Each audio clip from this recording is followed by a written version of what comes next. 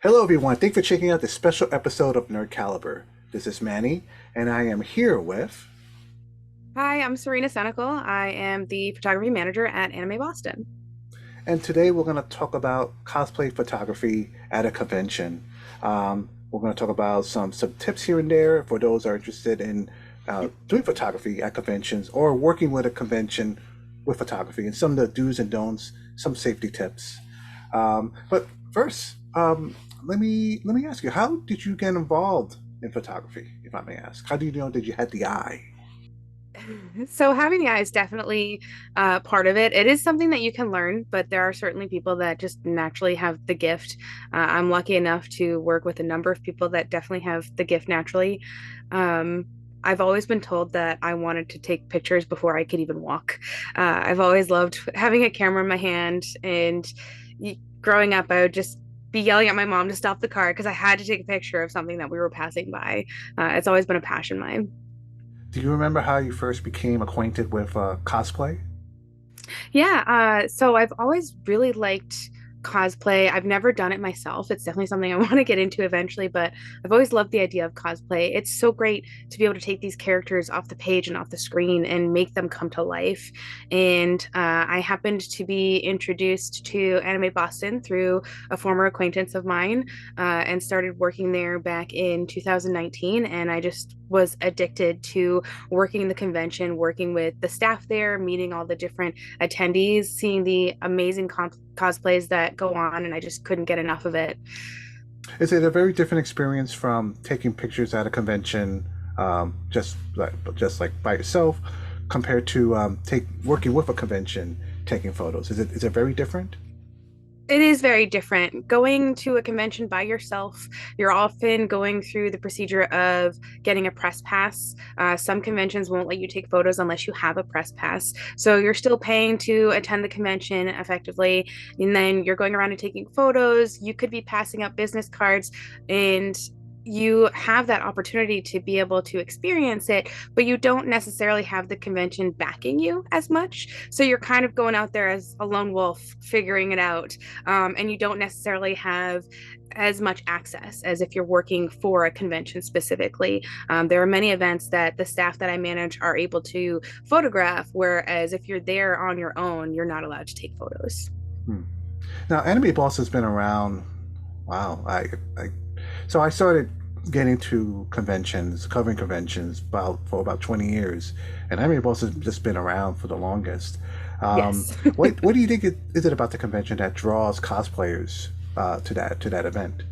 When I first got started, I was told it is actually the biggest cosplay convention in Massachusetts. And it's true. It's not just the fact that people cosplay anime characters. You see everything from Disney characters to Marvel heroes to things like I saw a Squid Games guard a couple years ago. It is such a wide variety of characters that you see there. And it's the culture behind it. Everyone is so accepting. Everyone loves asking questions, answering questions, sharing what they know there. It's really a family community, and that is really what makes the difference. I've been to a couple other smaller conventions, nothing really big as Anime Boston, but I definitely feel like it's my second family. So, if I may ask, what are your plans? What are your department's plans for cosplayers at Anime Boston this coming year? Yeah, so we are not doing studio photography right now.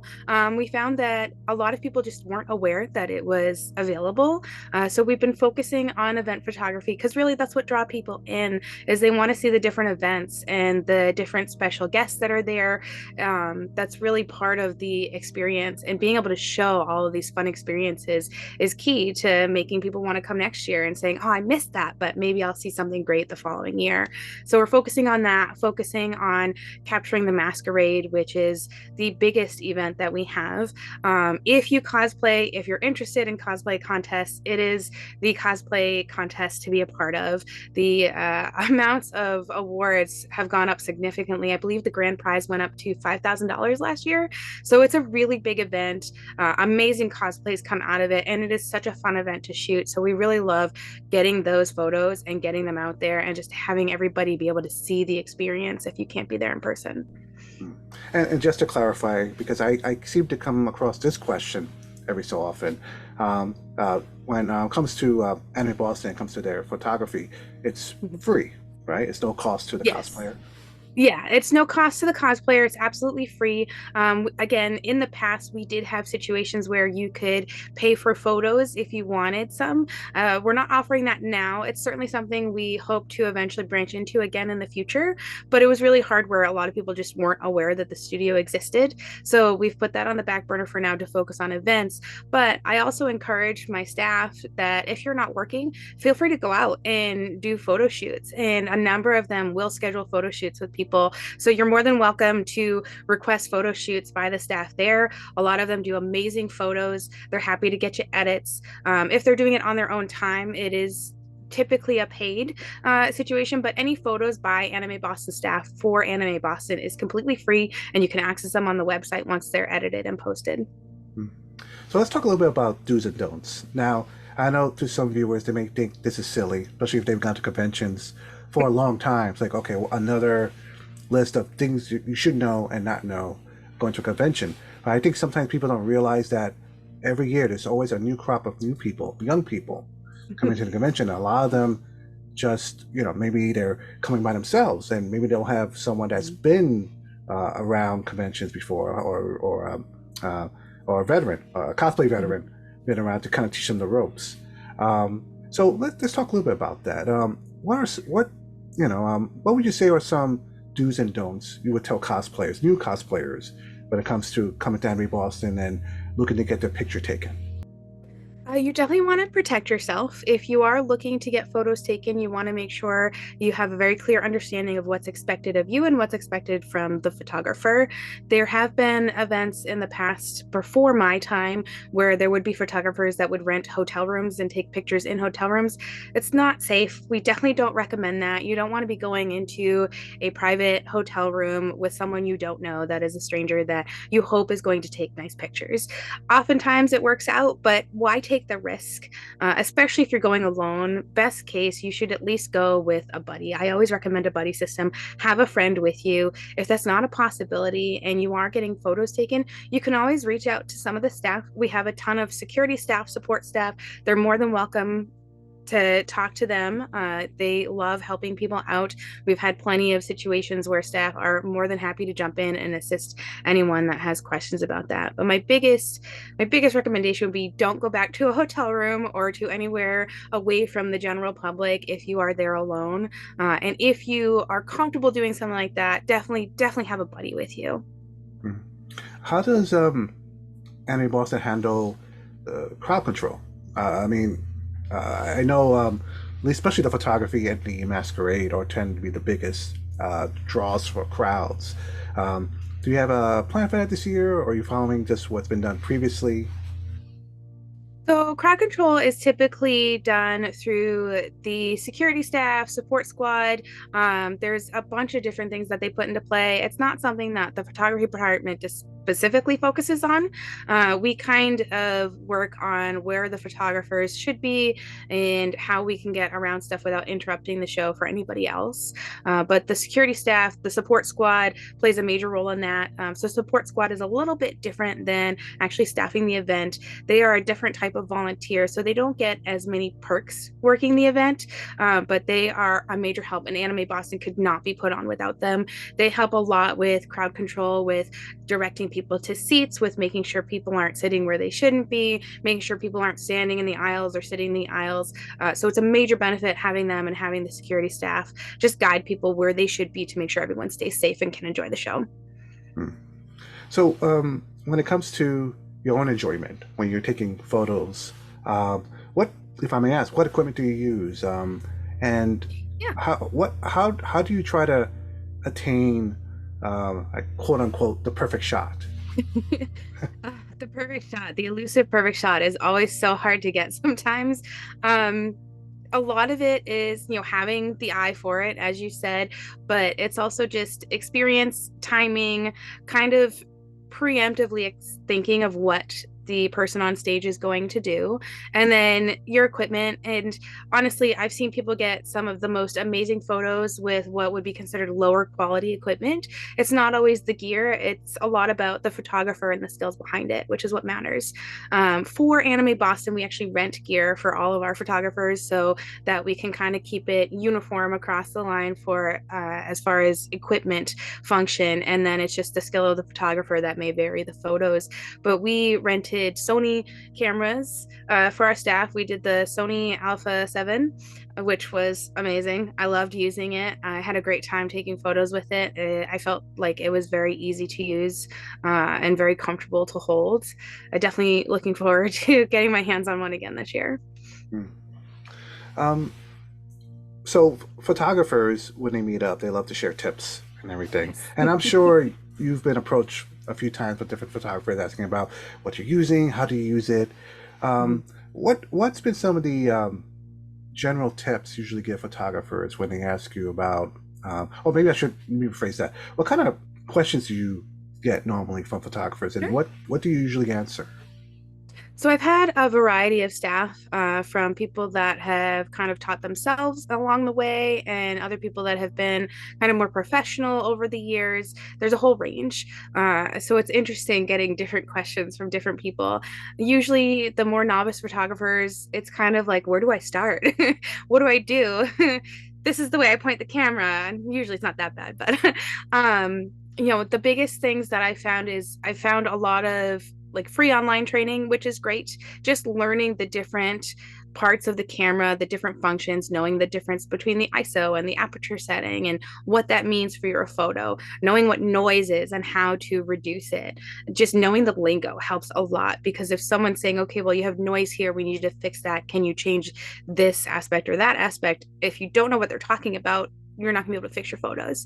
So learning that is really important, just kind of starting with the basics and then moving on from there. My biggest thing is whatever equipment you have, practice. Go out and take photos, change settings, change the same setting over and over again until you see what difference that makes, and then change another setting and play with it. That is going to be the most beneficial because I can tell you you need to change your ISO settings so that it's not as sensitive to light or it's more sensitive to light.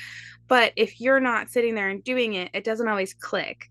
So my biggest advice is make sure you know the basics, the lingo, how to change those settings on your camera, and then just go out and do it for hours. Because the more you do it, the more you're going to get comfortable with it, and the faster you're going to be able to make those changes during things like photography events at Anime Boston when you need to make fast changes. Hmm. If I may ask, is there a certain cosplay that you're hoping to take a picture of? Is there something? I know, for example, Critical Role right now is really big, and I have some photographers that are looking for Critical Role cosplays particularly. But is there any that you're hoping to see at Anime Boston this year? Oh, I'm kind of a fan of the classics. I love Dragon Ball Z, love Cowboy Bebop. I definitely loved seeing My Hero Academia last year. That made me so excited. I love those characters. I definitely fangirled out over seeing Toph from Avatar. So that was great too. I love seeing so many different characters. And I've really gotten into Ruby. I know that's kind of an older series, but I haven't watched it yet. So I really got into Ruby, and I love the Raven character. I would love to see an amazing cosplay of Raven. That would just make my day. If I may ask, what's your? Do you have like a favorite photo, something, or a favorite photography moment?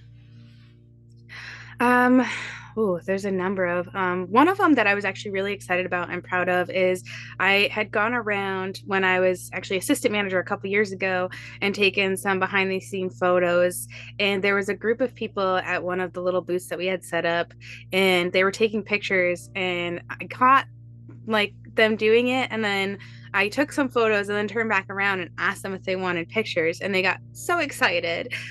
So that was a really great experience, and being able to post those pictures and then seeing them the next year and having them be so excited that they were online. But not only that, it actually ended up being our postcard for the next year, so that was really rewarding. And we actually started making photos part of our book that we hand out that we're selling our program. And I had a couple of photos selected for that too. I really try to push myself staff's photos and try to put them in the spotlight, but a couple of mine ended up in there too. So that felt really good. Hmm. So I have one last question for you. Um, why should someone be excited for Anime Boston this year? Oh, there are so many reasons.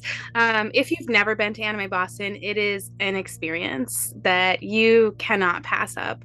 It is definitely a bucket list event that you need to go to if you are anywhere interested in anime, manga, cosplay. Again, it doesn't have to be anime specific, but if you have any interest in this culture, Anime Boston is a must-do event. You can't get the same experience anywhere else. And if you're staff, if you're returning as attendees, it's just you're coming back to the family, you're coming home. One of the things that I often say, and a lot of the staff say, is it's so stressful. This weekend's almost over. We're halfway through it, and you can't wait for the weekend to end. But the moment it's over, you're sad, and you can't wait for it to come back. And we are counting down the days for the next Anime Boston. If I could pull down my interviewer mask for a second, Anime Boston definitely one of my favorite conventions to go to. It's it I I'm trying to think if there's no other convention in the New England area, especially, that captures so many wonderful variety of different cosplays, and there's always someone new you'll meet. There's always a new Yep. friend to make. Something, and of course you'll find old friends and it's all these wonderful cosplays. But It's an astounding experience. It really is, and I can't get enough of it. I just can't. hmm. Any last words before we wrap up? Just hope to see you guys there at Anime Boston. If you are, definitely grab a photographer, say hi, tell them I sent you. If you haven't heard of Anime Boston before, viewers, I will put a link in the description below.